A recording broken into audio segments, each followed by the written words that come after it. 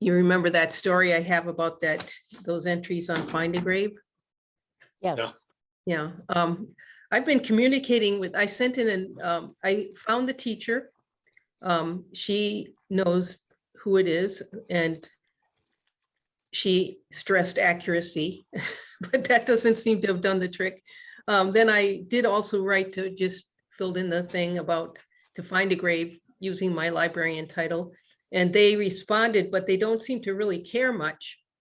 I think it's interesting that Find a Grave was bought by Ancestry. Mhm. And from what I read, the original creator still controls it, although it is owned by Ancestry. So to me, it's kind of unsettling that one of the people who I believe is a totally invented character appears on Ancestry as only this one thing, Find a Grave. And they don't seem to care. Well, it's interesting, Laura, I was on Find a Grave this morning, or I got this hint from Ancestry. And so and it was a gravestone. So I figured I'd get it. Why not? You know? And so I clicked on it, and by the time I got through it, took me to Ancestry, and they said, well, you got to sign up for a subscription in order to get the thing. So I said, well, I'm not going to do that right now. So I went to, well, which one was it? Well, the other one, LDS, but, and found the record. And then I was able to get into Find a Grave directly through them and pull it down the way I wanted it, but it didn't come in as a media item directly. It came in as a source and citation. Well, you can go to Find a Grave just straight out and put in the information in. Yeah, I did, and nothing came up. Really? Didn't come up at all. And then I went through Family Search, and I got to the person, and I found the Find a Grave site and went to the Find a Grave site through Family Search, and I was able to get it. So it did come up that way. That's interesting. Yeah, I don't know. So I don't know if it was just me or the way they're doing it now, but yeah. For what it's worth. One person told me, I know a couple people use primarily Find a Grave to look up all of their genealogy information. You know, Oh, yeah, they're kind of beginners or whatever, and that's the only place they go. So it's kind of disturbing that they don't seem too excited when it's reported to them with evidence about people who are not real. Well, I suppose the owner of the Find a Grave got his cash, so he doesn't care anymore. Yeah, or they're just overwhelmed. Who knows what's going on?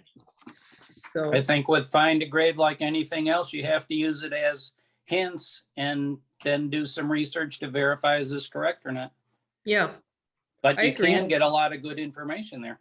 Oh Yeah, yeah. you're right on, because I took that site, or I got the documentation on that grave, and that took me to another person, and I was able to find out a whole lot more information than I had. So yeah. That's it good. was an Yeah. entree. That's good. Not an So- important one for me, but an entree nonetheless. Yeah, so it can be very useful, but you also, with everything in genealogy, you have to be aware that it can always be wrong or Yep. completely off. Right. So I wanted to mention something quickly that I found it kind of fun. I don't know if anyone else here has logging in their background. I have one, my grandfather had a son. Well, my great-great-grandparents had a son named William Findeisen, who ended up in a logging camp in Michigan. He was kind of some sort of clerk or manager there for a while anyway. He was from Fond du Lac. But I just happened to be working in the library, and this film came across the desk called The Lumber Baron. Now, I have to say, it's not the most polished film in the world, but it was filmed in Chippewa Falls, Wisconsin. And the subject is lumber barons in that area. So I would say it's a lot of fun to watch if you have any interest in that, the late 1800s Wisconsin history.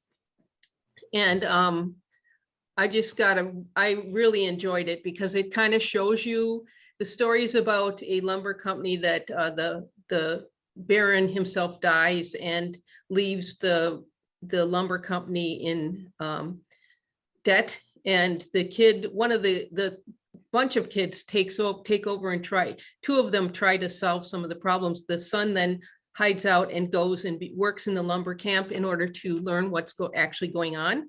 And there's a lot of bad things that have been done. So that's why the camp's losing money. But it shows you basically how these things operated and how some of these industries functioned.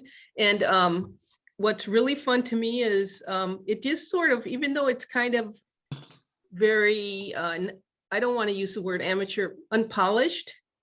Some of the scenes reminded me of pictures that I have, family pictures. Let me show you one quickly that, let's see, where is it?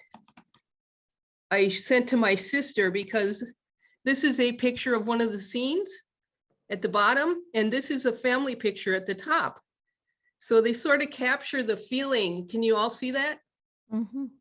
They capture the feeling of those old photographs that we have, you know, in our closets of Wisconsin history. So I thought it was a lot of fun, and I'd recommend it to anyone who's interested. Here's the DVD ready to check out of the library.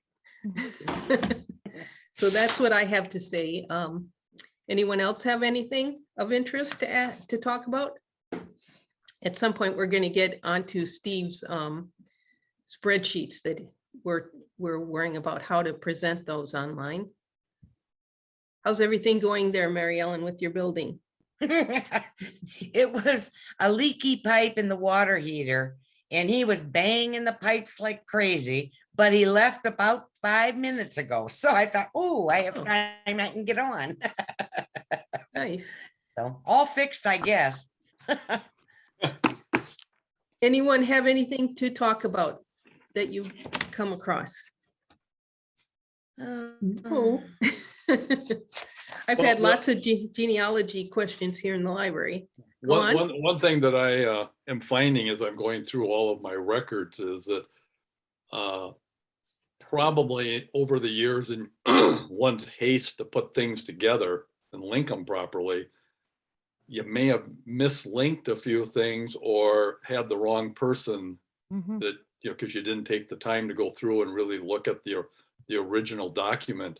And that's one of the things I'm finding is that I had some manifests from some ships that landed in Baltimore and New York. And I look at the manifest and I cannot find my relatives or my wife's relative's name on it, which I thought was on it at one point. So whether it's hooked to the wrong person, but for some reason, as I've switched and updated the programs, some of this stuff gets mitigated a little bit, I have a feeling.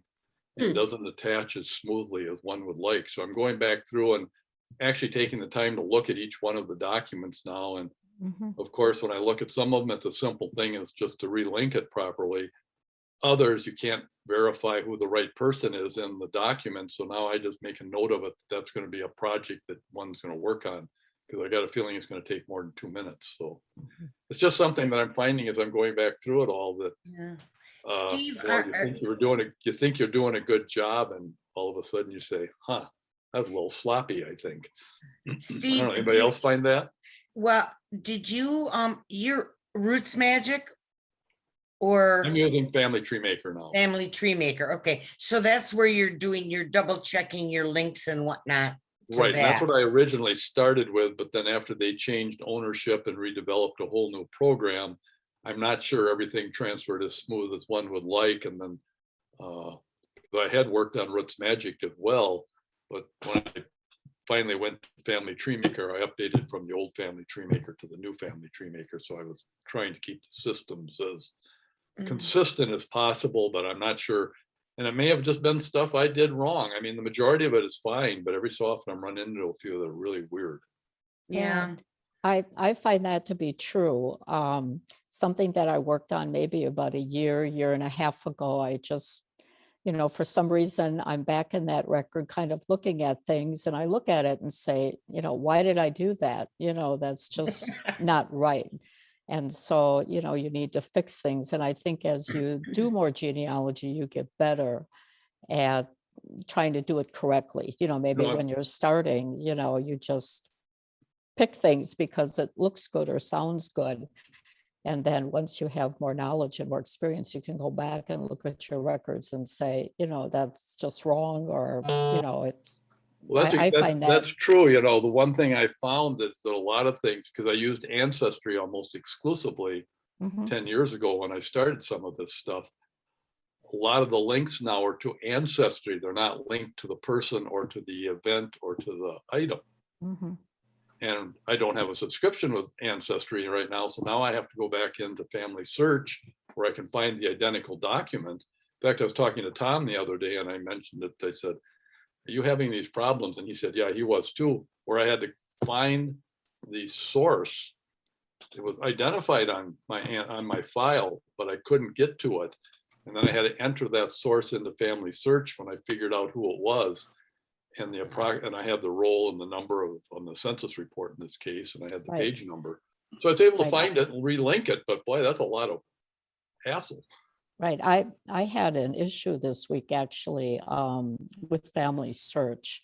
I've been trying to look at some of my second great grandmother's relatives, and she actually lived up in Kewanee. She lived up in Pierce, up in Kewanee. But she was originally down in Washington County, where most of my German people were. And Family Search has got lots of church records. And so I was able to go in and find some of these Washington County churches. And when I look at the records online, the films are kind of like jumbled up. It doesn't have that church, the that I'm looking for, which would be St. Lawrence, on the record, even though the record says it's a St. Lawrence church record. And it also has like churches from Milwaukee or from Fond du Lac County. And so for me, it was just very frustrating that the microfilms really weren't that clean. Oh, yeah. So Yeah, you just You have to know. take it one by one, run down the rabbit hole. that's right. Right. You know, that brings back me to a sort of a question I just thought about too, is that years ago, I just sort of, I don't know, fiddled around it. When I had a break at work, I'd look and see if I could find my person somewhere and whatever. And I may have found it and I printed it out.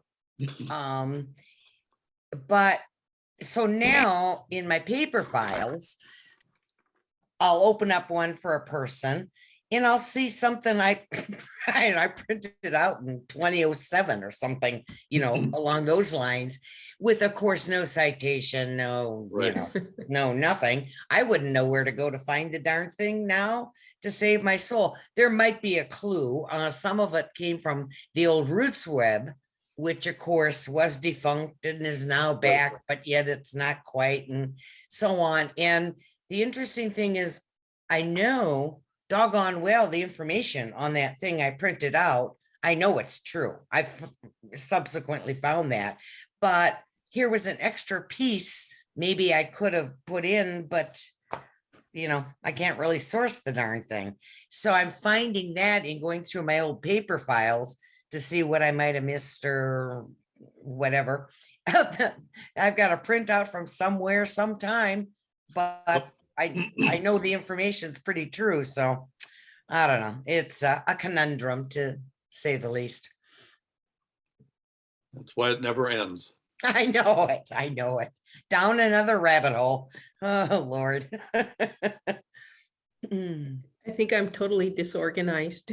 I have to get to work. I know I'm terribly disorganized. And it upsets me because I have always prided myself on being somewhat of an organized person. But boy, I lost control somewhere along the line.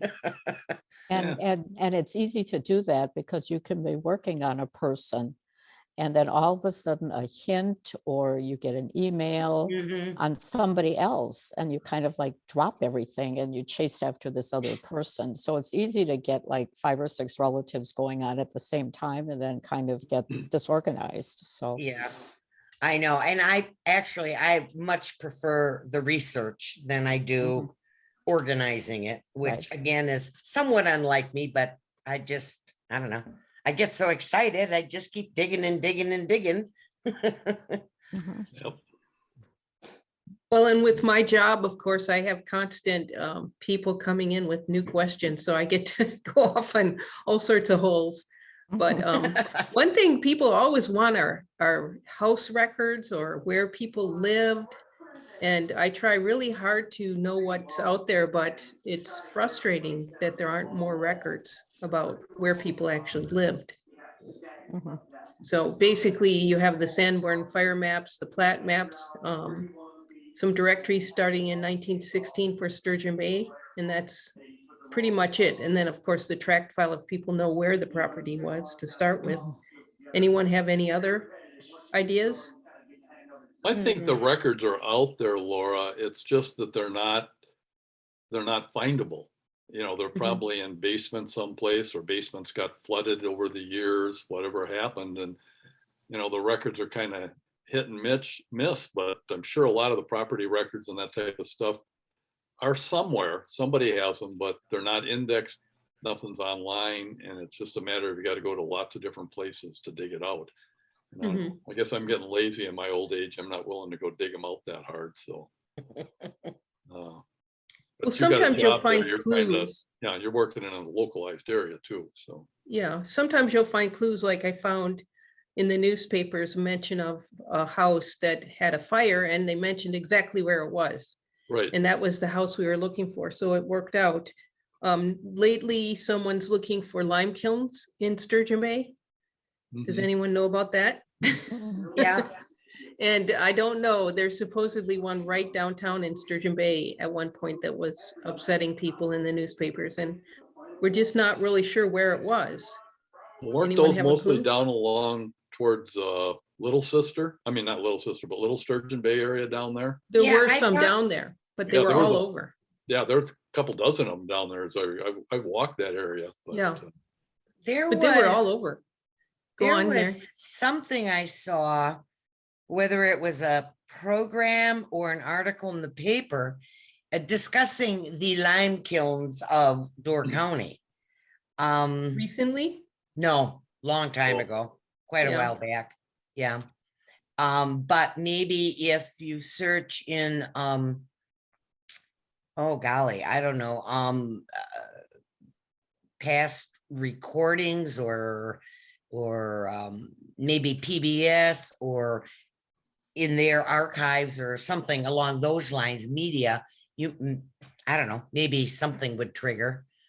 Well, I'm not the only one working Yeah. on this, but one person believes he knows where there's like 60 some right in town area. One of the clues is outcrops of, people seem to have them right in, almost in their backyard because there's so much limestone. And they used it for building and everything. So there's one that was supposedly on Delaware and Fourth, right here near, not too far from Sunset Park. And if you drive by there, sure enough, it looks a little uneven. And you can kind of see where it would have been. But the one person is trying to identify the one that was right downtown. Someone else thinks that's the one on Delaware and Fourth that was downtown, but What there's is a that? dispute. There's a thing, I don't know if it's a lime kiln, but off of Michigan and 8th, golly, it's a, oh boy, the 8th off of Michigan towards the north, that would be, that road kind of curves around and there's an indentation in the, I don't know, a wall, looks like it's under a road kind of a thing. And 8th Avenue just, or 8th Place, whatever it's called, but it just circles around. And Yeah. there's like almost like a park, but it isn't a park, but it's an open area at the north end of it. And there's a And there- door in there. Yeah, there was something in there and I don't know, That's a good that- point. I didn't think about that location. I'll Yeah. have to look into that a little bit. It's been so long since I looked at it, but I'm not sure Mhm. what Yeah, the heck it what was is. there. Yeah. I know there were orchards in some of that area. So, Mm. yeah, but I hadn't thought about that particular situation with that sort of cliff and then the door in the wall. Yeah. Which Yeah. is And very strange. if I remember right, isn't there like a road above the top of the indentation? Isn't there? No, there's a house it- up there. is And it a then there's a house up there? park up behind it where Okay. that water tower is up there. I wondered Yeah, that. thanks. I'll go check that Yeah, out too. That's Just a kind of thought. interesting. I don't know. Hmm. Yeah. Been years since I've been back there to look, but So, Steve, you want to tell us about those Well, let me see if I spreadsheets can bring this thing up, just for and show us those. how you I do think them? everybody's kind of aware that the old Northern Door group a few years ago, I think Tom and Gretchen were kind of the spearheaded of it all. It's quite a lot of research. A in lot of those. work they put together, and they came up with the databases of births, deaths, and marriages for the churches in Door County. And Is that all of the churches or what was it? no, not all More of than- them, but most of them. At least that's Okay. what Tom told me. And they've had these databases, and Tom finally put them into a spreadsheet. Didn't know quite what to do with them. Now they got them in a spreadsheet. Yeah. And I had talked to a few people about trying to see if they could put together a sorting program for us. And I couldn't find anybody that's really adept at it. It gets to be kind of complex. So I work in numbers on the Apple system. So I was able to put together a search book for each of the births and the marriages and the deaths based on those databases that Tom sent me. While it works, it's got some limitations as far as accessibility. And I had emailed Laura yesterday a little bit about it, that I could not get it to convert to a Excel document. I sent it out to a couple of other outside sources and they could not convert it because the formulas and the searching formats get to be pretty complex, even in a simple search like this. And it just didn't work very well, but there might be some things that we can do, but then we also have to, if we want to put it on the library website, I'm sure the county has some very significant protocols you have to meet. They just don't want anything and everything sitting out there for, you know, for all logical reasons. But let me see if I can bring this up and I'll just kind of show you what it does and how I've got it working. And then we can decide, maybe somebody's got some ideas. So I'm going to hit the screen share and let me see if I hopefully can bring this up. I don't know. I haven't done this for a while. How's that? yeah. Yeah. Okay. Okay, what Oh, that I've looks set it up good. here, and you can kind of see it, I can eliminate part of it, is this is kind of the home page, and if I hit birth records, it brings up the search window here. Let me get this out of my way. But it brings up the search window for surname, father's surname, mother's surname, search by first name, church, birth date, either the exact date or the year. And Wow. if I just go down here and grab one, let's just say Beard for the sake of a name. If I type Beard in here,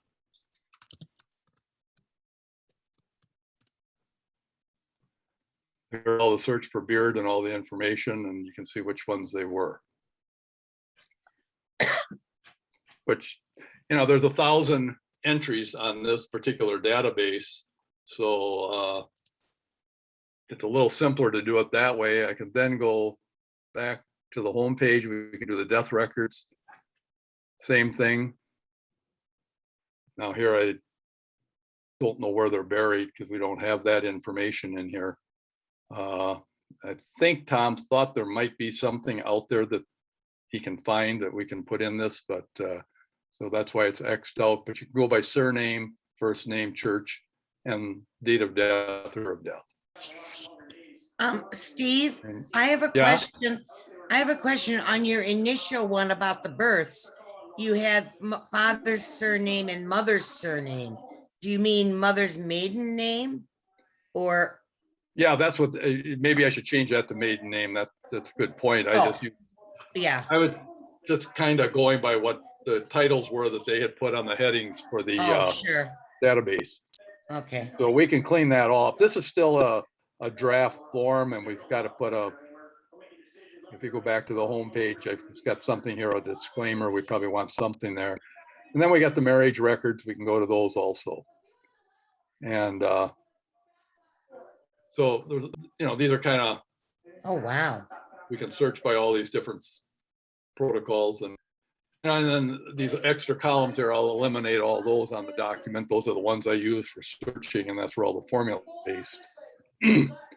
A couple of my thoughts on how we could do this is we could put this particular, even though it's in a numbers format, most libraries have computers that are accessible for Apple people.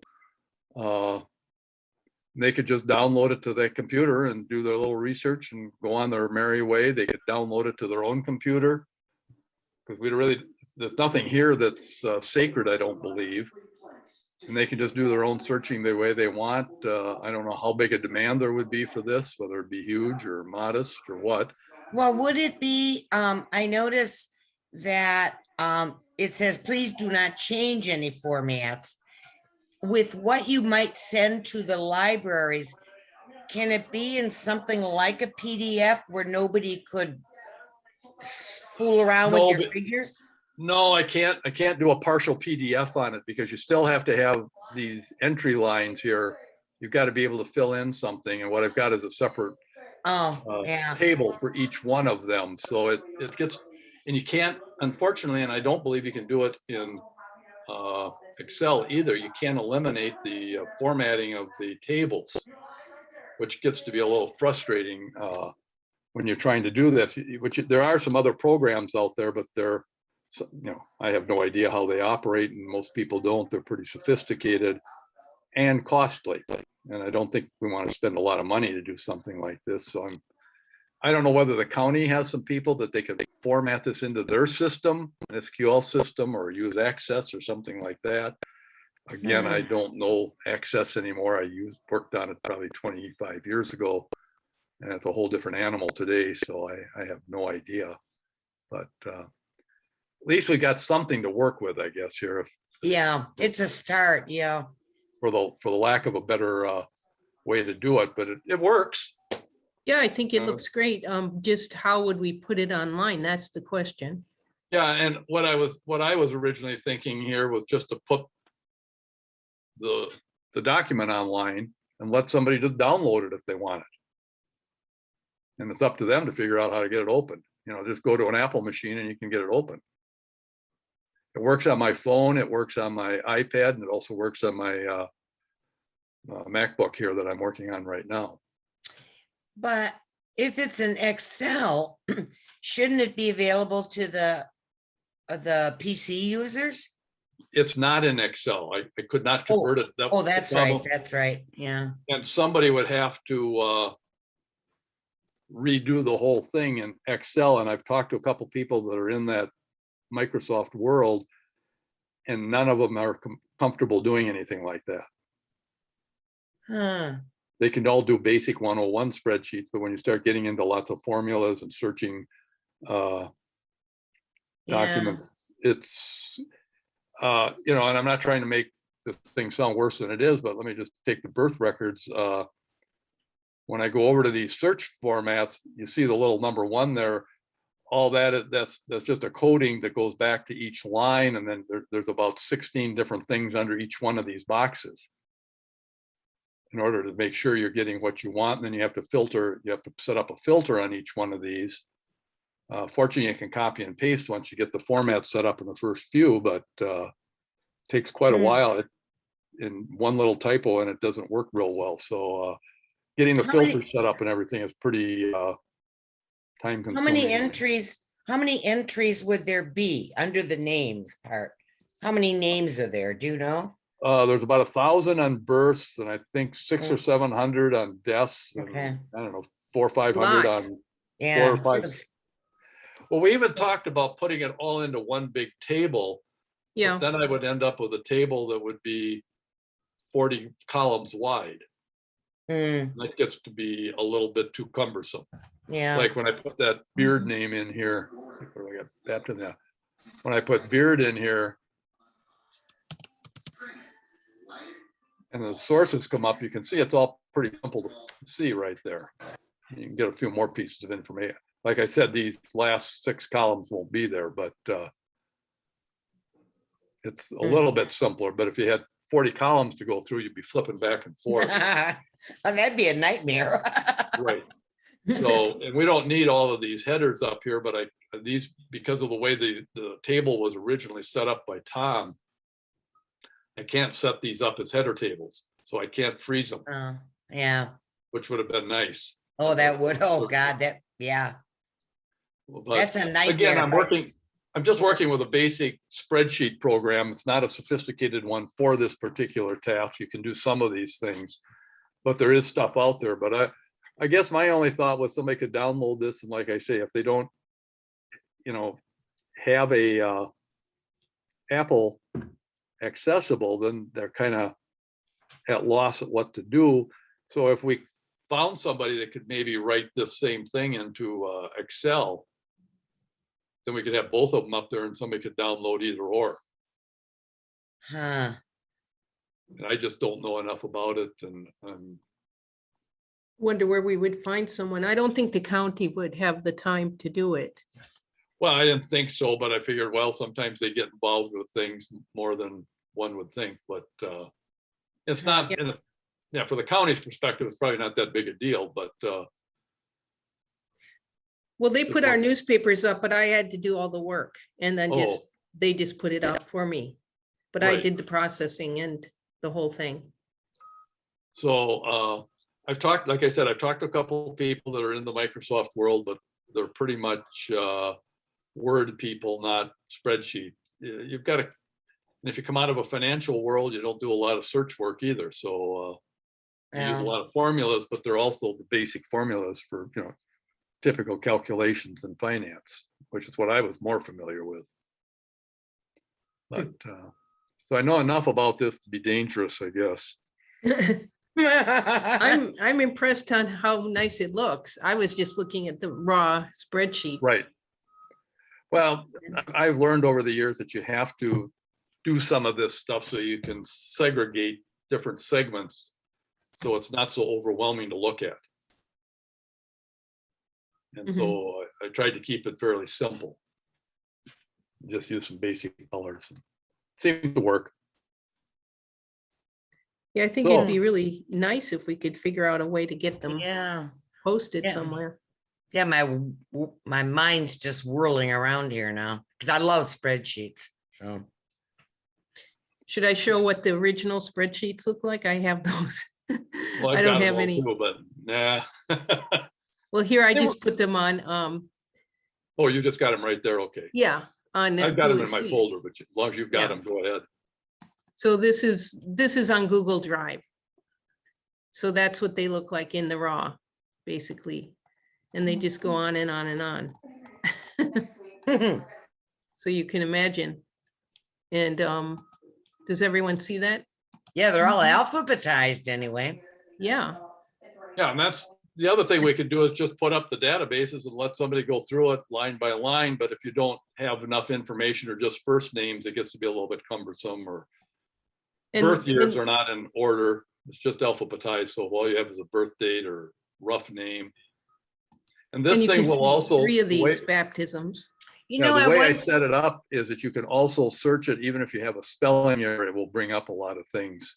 Even just a partial of the name, it will bring everything up. In fact, I did one where it was, I think the name was Mary Ellen, or so I just checked it out, Mary Ellen something.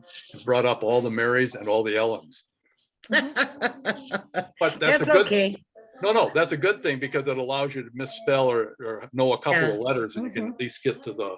Well, and it's true because I am a Mary Ellen, but my family calls me Mary. My college buddies call me Meg because those are my initials, and there were too many Marys in the dorm. And my adulthood is Mary Ellen. So you'll see my name listed Mary, Mary E, Mary Ellen, so yeah, I might be on a record that's just plain Mary. Right. And when I'm technically Mary Ellen, but whatever. So I think that's really good. Laura, on when you shared the raw data, it's alphabetized. What was that created in? Because could you sort the birth date columns? Well, I didn't do this. It's in Excel, and yes, you could sort the. Yeah, you birth date. could. you could sort the birth date column. My experience of do it. doing those types of things, if people start messing with it, it'll never, if you don't sort it right and you Well, make sure. yeah, you're right, because sometimes when you do a sort of a random column or two, when you tell it to do the sort, sometimes it takes the full information with it and sometimes it Yeah, doesn't. sometimes it would only take the preceding Yeah, columns, not the following columns. And all of a sudden you got a mishmash and they Yep. can't get it back. So yeah, See, this- I tend to stay away from that. And the way I've set up that other little thing that I did was that I can freeze the whole thing as far as the data is concerned. oh, great, Nobody can mess with that. okay, yeah. Yeah, and this is one of the three. One So of you the see three. Yeah, 1,000 in that one of the three. So that's quite a feat, in my opinion. That will be a Yeah. project, yeah. That was a lot of work for somebody to pull all that together, let me tell you. Those Oh. guys worked very long and hard on it. It's very impressive, very impressive. Mankind will thank them. So we Someday. need to find someone who can do what exactly? Well, like I said, they can either take the document I've got, I got to finish up a few things on it once, and maybe we need to sit down, Laura, and go through it so you know what you may or may not be putting on your website. And just use that and let people figure out where to find an Apple machine. And like I said, I think most libraries almost all have both, don't they? PCs and Macs. No, So, no? Oh, most of the libraries I've been in have schools had, have Macintosh mainly. right. I'm talking about the libraries though. I mean. Yeah, we have PCs. All the Oh, you do? libraries I've worked in only Oh, have really? PCs. Oh, ones I've gone to around when we travel or down south have both. And they have a couple. Well, I of- worked in Illinois and Wisconsin, and I've only seen Okay. PCs. All right. So we may, that would be one way. The other option is to find somebody that can put this into Excel. They can just take what I've done and they can see I can leave it open for them to see the formulas and they can then try. I and do it. wonder if there might not be a resource in the schools. Like Possibly. computer teacher, IT. NWTC maybe? Maybe, Possibly, or maybe it's a project for somebody to work on. yeah, it might be. Save it first before you send it, but you know. Oh yeah, I've got it backed up. Oh, We've got good. multiple copies out there now. No, But that I, might be a place to go to look. talking about backups, earlier this week, I think it was earlier this week, I was cleaning off my computer and getting rid of my 5-year-old backups to my genealogy. And I hit one button too many and lost everything. Oh, God. Blank, completely. So I'm sitting there saying, How did that happen? well, my thumbs are in the wrong place at the wrong time, I guess. But I have an external hard drive backup through Time Machine on the Apple. And so I said, well, we're going to find out whether it works or not. So I went back to the day before, found the file, clicked on it, and 12 seconds later, everything was back up and smoothly operating. Oh, So back up, do it. For digital preservation, the rule of thumb is 3-2-1. yeah. Yep. 3 versions in 2 formats. So, and 1 at a distance. Yep. So you should have more than one.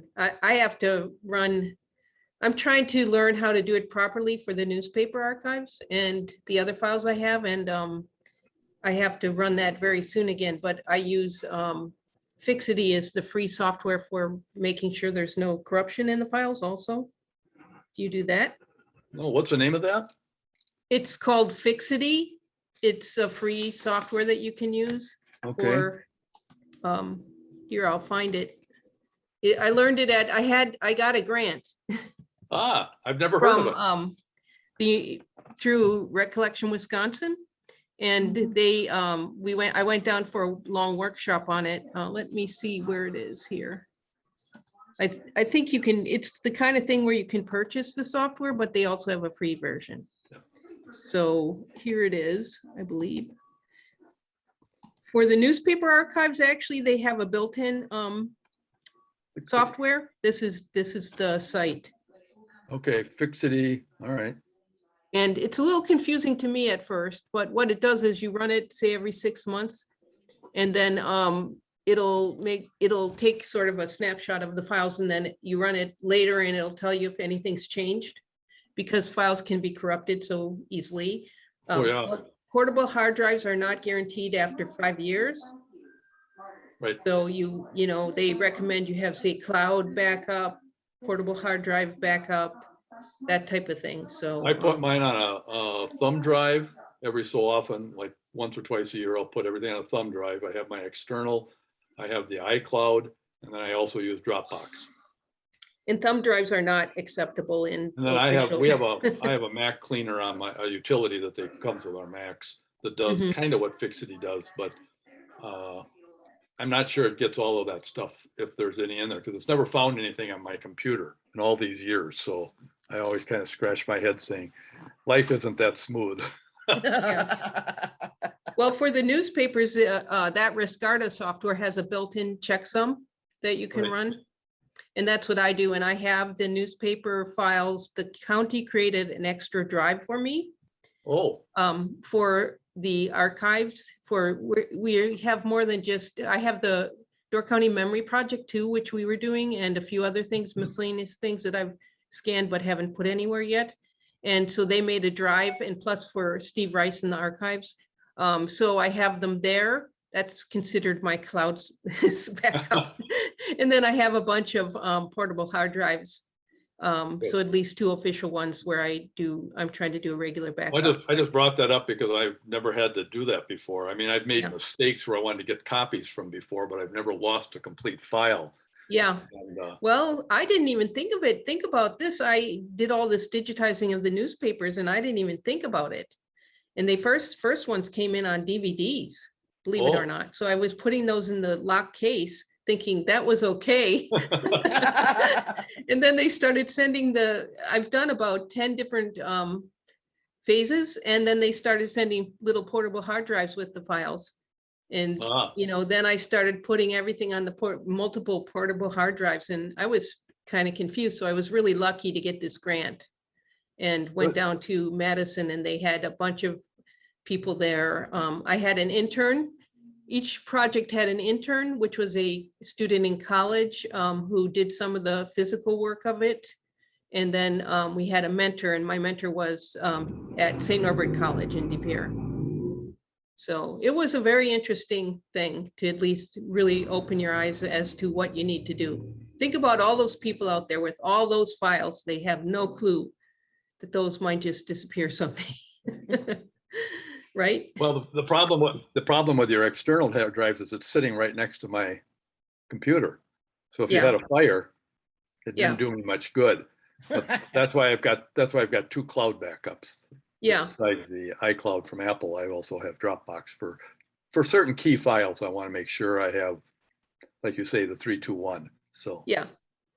And we You know- actually purchased a fireproof safe to put one of them in. We haven't actually gone that far yet. well, I have one here too, a fireproof box, and when we go out of town for the winter or something, I'll throw my external hard drive in there. I don't know if it was really hot, would that save it or not?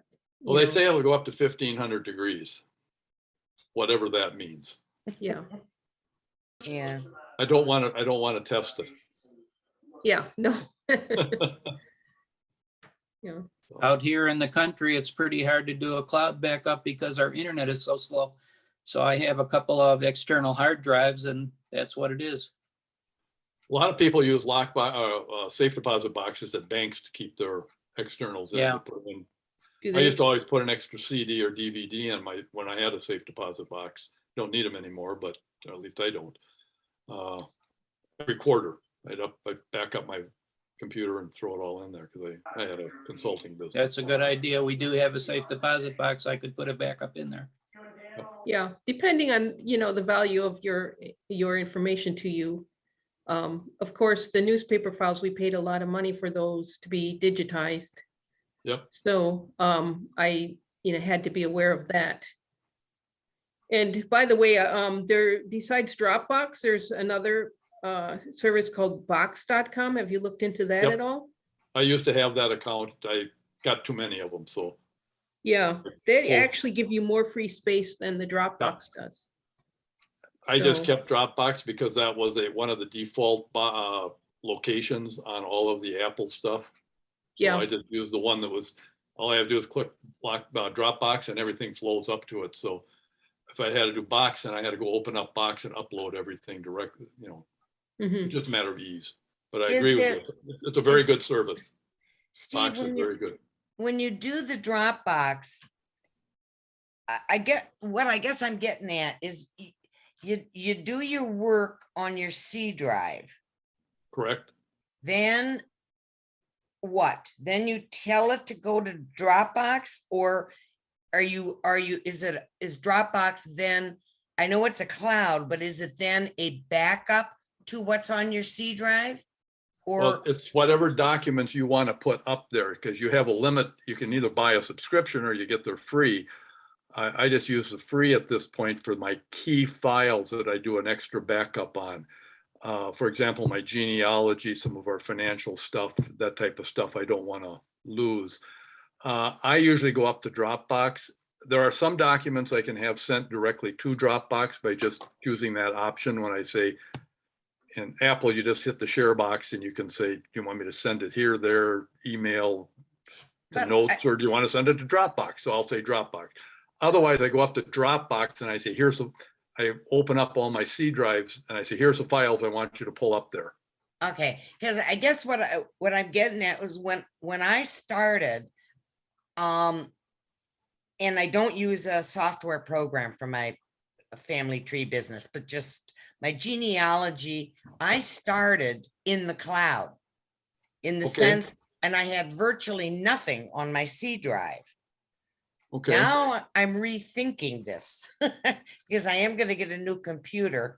Yeah, I'm thinking of doing all my work on my C drive, but having it automatically back up to OneDrive. So therefore I'd have something on C drive, a backup of the exact same thing in OneDrive, but when I use my external hard drive, that only copies what's on your C drive. correct.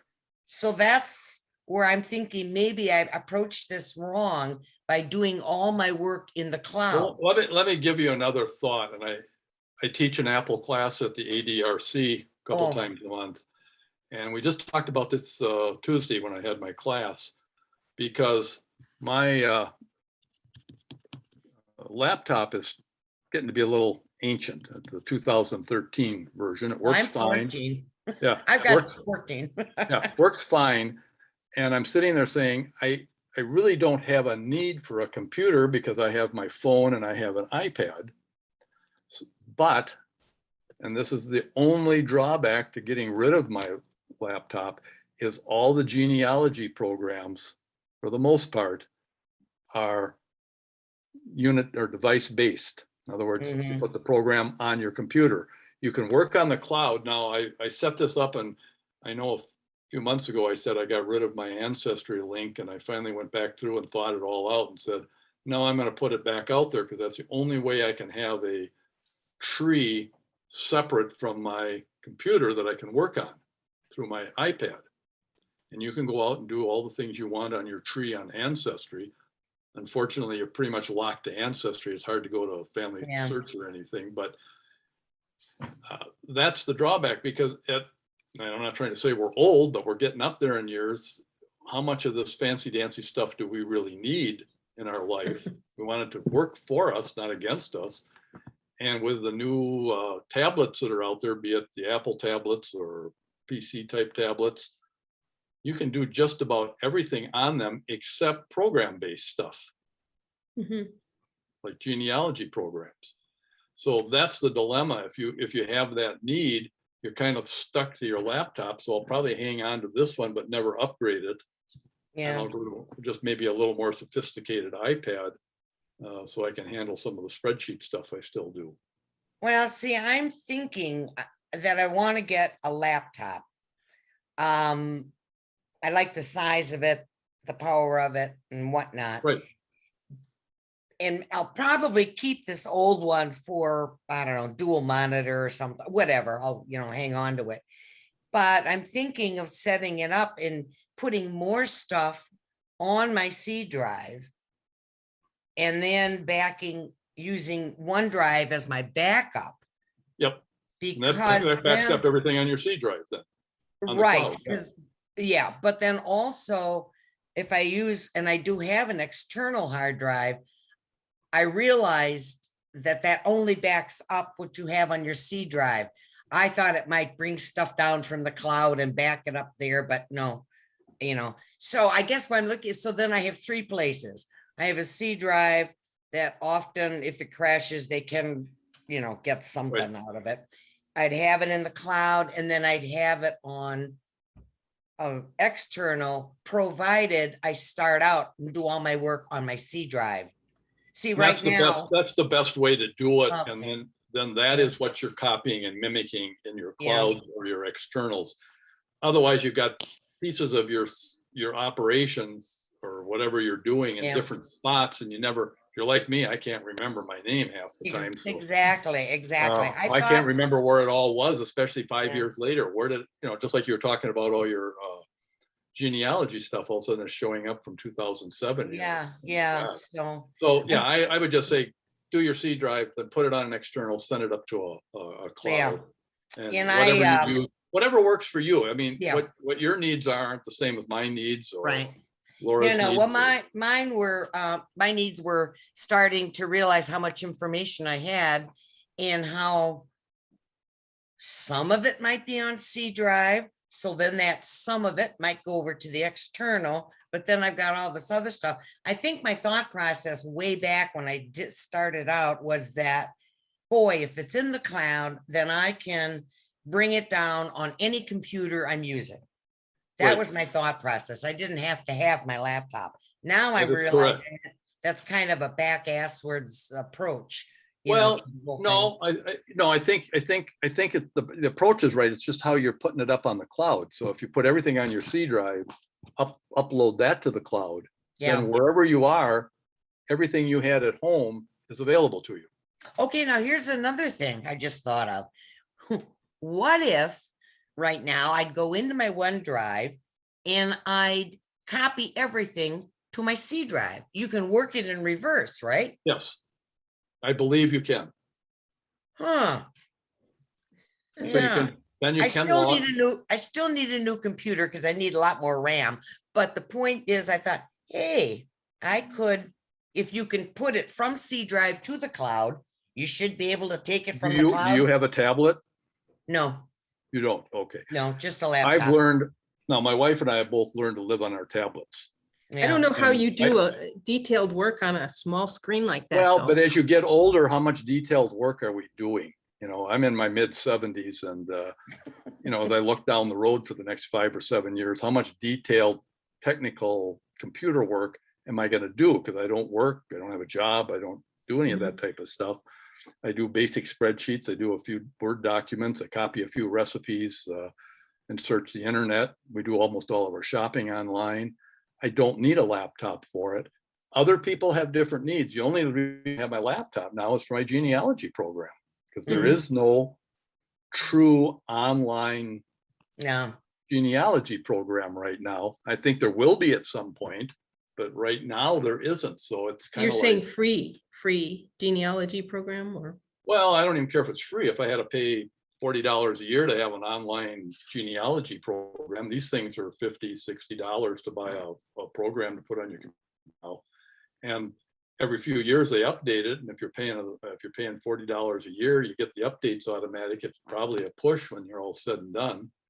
But I don't see that right now. So it's kind of a moot topic to talk about. But yeah, that's what I'm finding on my computer. My needs are much more simplified than they used to be. I mean, obviously email and texting, we do most of that on the phone, our iPhones, and that stuff's getting to be so fancy. And the new iOS 15 is one of the things that it has, even for my iPad, is we can now start doing split screen work like you've been able to do on your PCs for years.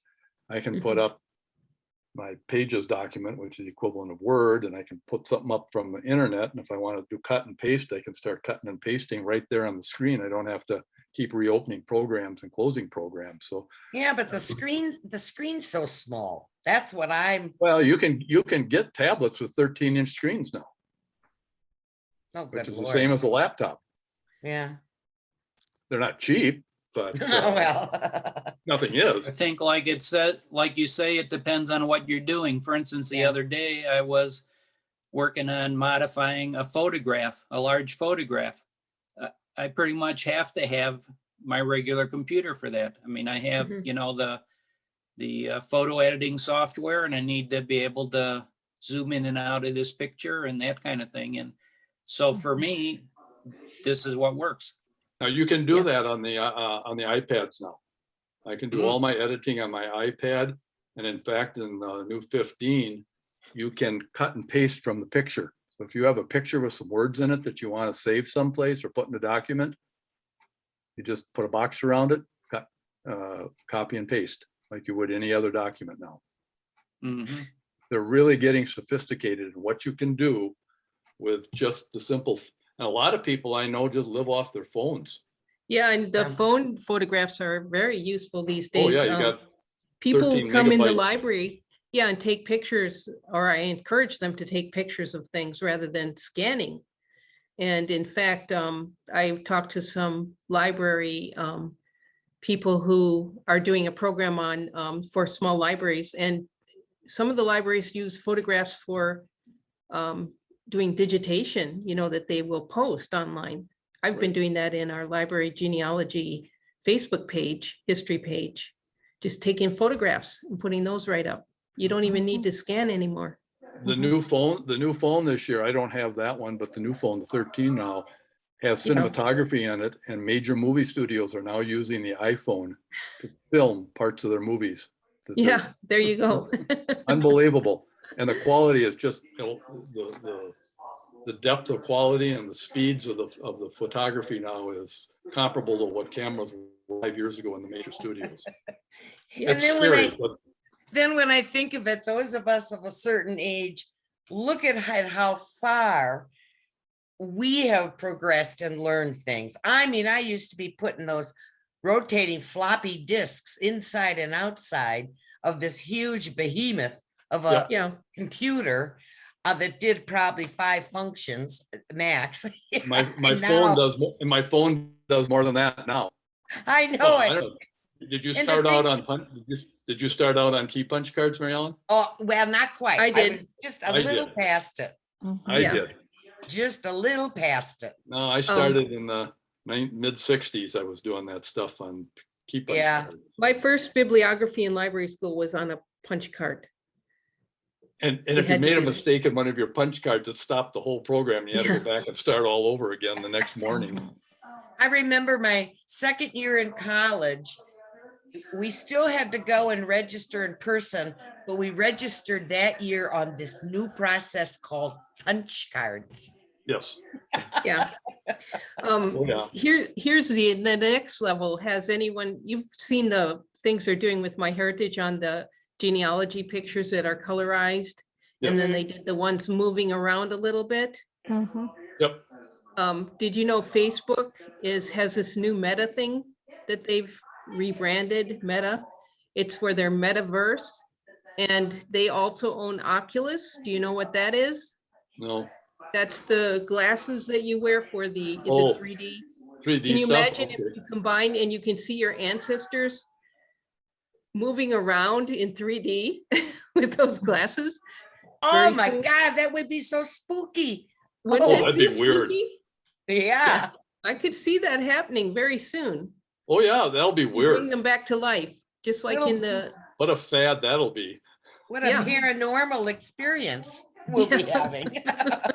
Out of body, yeah. it's Yeah. already spooky to see the MyHeritage, moving pictures of Sure. the people. It I is. think they're basically doing a live pictures is what they're just, what are they, about 3 seconds long, Laura? Or are they longer than that? Just a short little things. They basically have someone moving in a certain directions, but that's just the beginning, you know. Mhm. Oh. I really freaked the first time I saw that.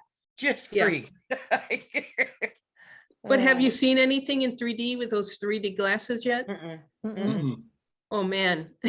Wait till you see it. I have at library conferences. It's Oh. pretty Have you? Oh. spectacular. Yeah, Wow. you feel like you're right there, Mhm. just like on Star Trek. So we'll have our ancestors coming back to life. Well, Yeah, does- think of what they're gonna be able to think about us when we're long and Yeah. gone, our kids and grandkids. Well, this program or this meeting has really focused on technology. It's kind of helpful. I really like to hear what people are doing, since it's something a lot of us don't think about, how we have to save the information and back it up. So I think it's very helpful to hear Mhm. that. And thank you, Steve, for all of your insight. Does anyone have another subject to bring up Mhm. before we sign off? Mm. Denise and Ron, you're quiet. Oh, yeah, I'm just taking it all in. Well, okay, Well, it's and I've never been known to be shy, so you'll hear me talking all the time. So. Mm. so we'll see where it all goes, but thanks for coming, and I guess we'll sign off for this week, and I'll see you in a month. Okay. Sounds good. Thanks, Thank Laura. you. Thank Bye, you. everybody.